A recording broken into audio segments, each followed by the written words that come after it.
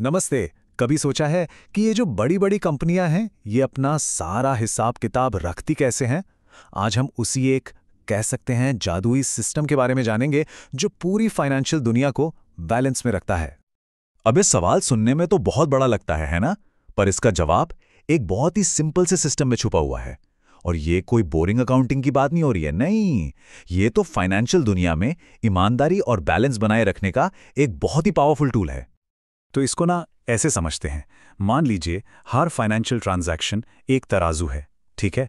Double entry system बस ये पक्का करता है कि ये तराजू हमेशा बिल्कुल बराबर रहे। मतलब हर डेबिट के लिए एक उतना ही क्रेडिट होगा, कोई एक्सेप्शन नहीं, जरा सा भी नहीं। तो चलिए अब इसके रूल्स को समझते हैं। ये पूरा सिस्टम ना बस 3 बहुत ही आसान से गोल्डन रूल्स पर काम करता है। और यकीन मानिए ये कोई मुश्किल नियम नहीं है, ये तो समझिए बिजनेस की अपनी एक भाषा है, एक लैंग्वेज जो हमें बताती है कि पैसा आ कहां से रहा है और जा कहां रहा है।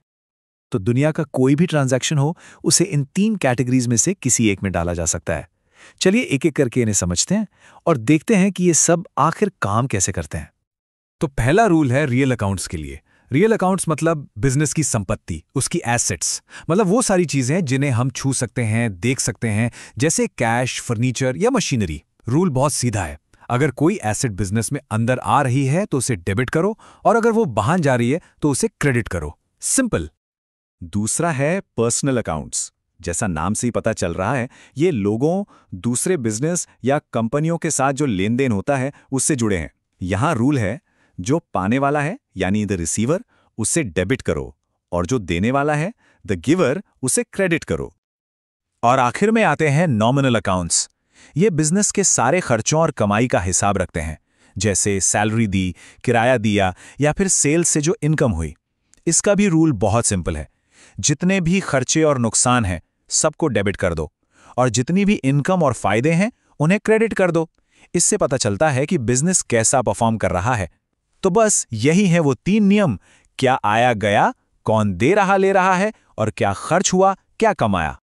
ठीक है, तो अब नियम तो पता चल गए हैं, लेकिन थियरी बहुत हो गई है ना।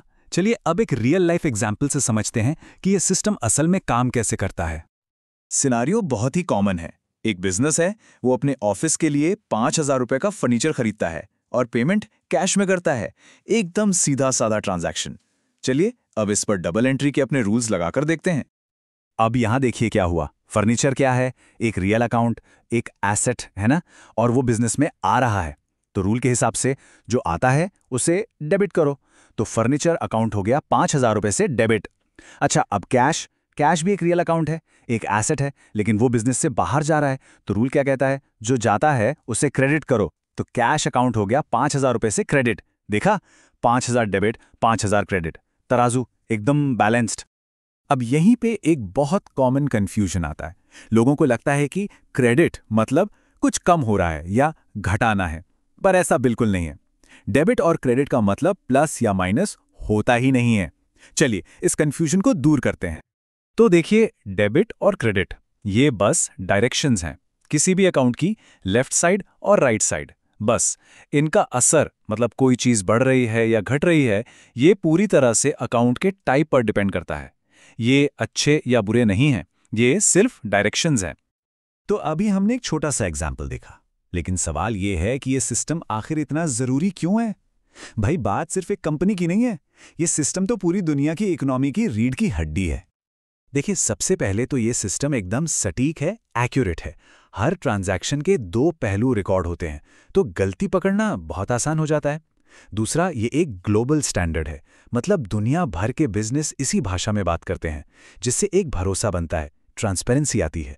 और जाहिर है, जब इतना भरोसेमंद, एक्यूरेट डेटा होता है, तभी तो बड़े बड़े बिजनेस लीडर्स सही फैसले ले पाते हैं। तो आखिर में हम कह सकते हैं कि डबल एंट्री सिस्टम सिर्फ नंबर लिखने का एक तरीका नहीं है। नहीं, ये तो असल में फाइनेंशियल सच्चाई की भाषा है। ये एक ऐसा सिस्टम है जो हर फाइनेंशियल कहानी को सही और बैलेंस तरीके से बताता है, जिससे ये पक्का हो कि हिसाब किताब हमेशा सच ही दिखाए। अब ये एक सोचने वाली बात है ना, जैसे एक बिजनेस अपने हर लेन देन का हिसाब रखता है, वैसे ही किसी के भी हर फाइनेंशियल फैसले की एक कहानी होती है। और इस सिस्टम के बैलेंस को समझने से वो कहानी और भी ज्यादा साफ साफ समझ में आने लगती है।